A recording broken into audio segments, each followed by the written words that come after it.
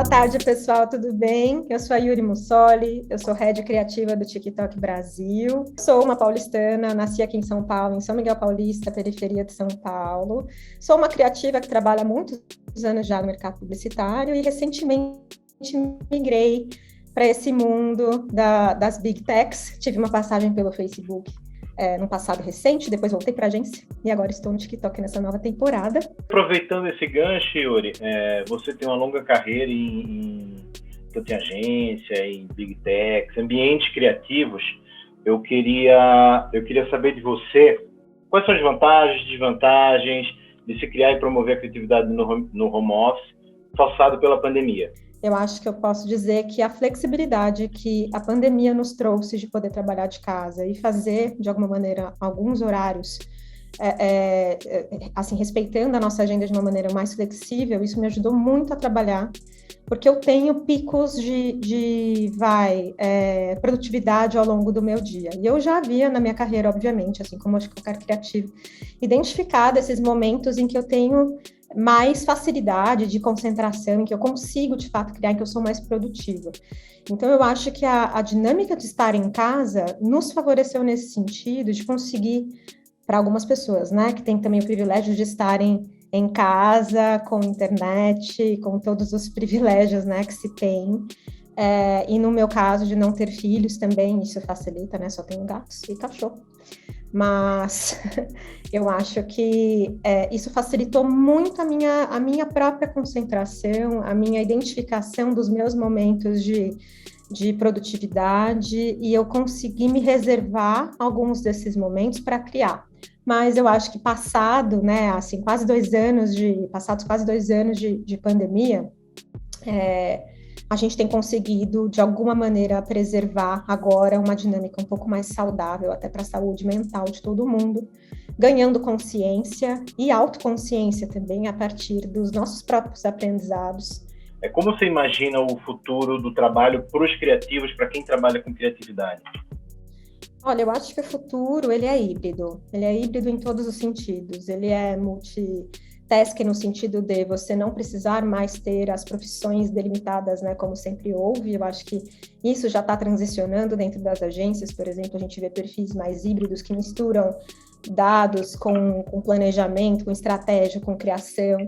Eu acho que ninguém é uma coisa só. E assim como eu acredito nos perfis híbridos, falando de criatividade, porque eu sempre fui um ornitorrinco dentro das agências, assim, eu nunca consegui me definir direito entre redatora, planner e diretora de arte. Na verdade, eu tinha mais habilidade com redação, então eu acabei me tornando uma redatora por mais tempo, mas eu meio que fazia tudo, eu era a layouteira de deck, eu fazia apresentações bonitas, e as pessoas se confundiam, achavam que eu era diretora de arte. Então, assim, eu acho que eu sou de uma geração que já, né, é millennial, enfim, já estamos ultrapassados, temos uma nova geração chegando muito melhor que a gente em tudo, mas eu acho que essa nova geração vem com isso mais forte, essa não necessidade de rótulos, essa flexibilidade no fazer, essa criatividade menos formatada, né, mais desformatada, mais livre.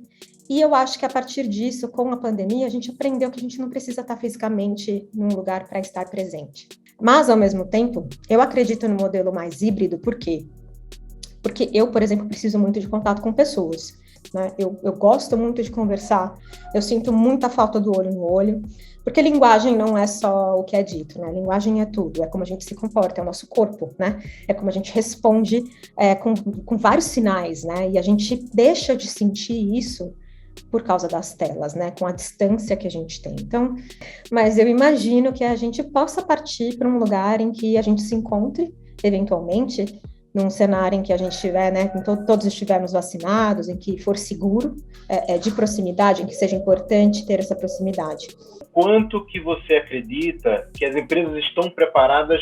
Será que assim como não se estava preparado para o 100% home office forçado, a gente está preparado para o híbrido? Olha, eu acho que nunca houve um cenário mais propício do que esse para a gente tentar, pelo menos, um modelo diferente do que a gente vinha fazendo. Porque o modelo que a gente vinha também era insustentável, né? Quem trabalha muitos anos em agência sabe da dificuldade que é você é uma carreira de vida curta, né? Chega aos 40 anos, você já não aguenta mais, cá entre nós. Se vai dar certo, se não vai, se o mercado em si, não só o mercado publicitário, mas o mercado em geral de trabalho, está preparado para essa transformação, eu não sei afirmar, não posso afirmar, mas falando de Brasil, a gente, pelo menos falando do TikTok, inclusive, a gente não tem ainda uma data específica, a gente tem uma expectativa de retorno no ano que vem, mas ao mesmo tempo existe uma abertura, uma flexibilidade, uma intenção de deixar isso mais aberto para que as pessoas escolham. Eu acho que é saudável que a gente volte a se encontrar, mas é saudável também a gente entender que não dá mais para voltar a ser o que era, porque o que era a rotina, falando de publicidade, que é bem, né, a minha carreira, né, falando da minha história, a rotina de uma pessoa que trabalha com publicidade é muito exaustiva, a gente já não consegue mais voltar à dinâmica que se tinha de trabalho fora do horário, em rotinas infinitas dentro de uma agência, virando noite de uma agência.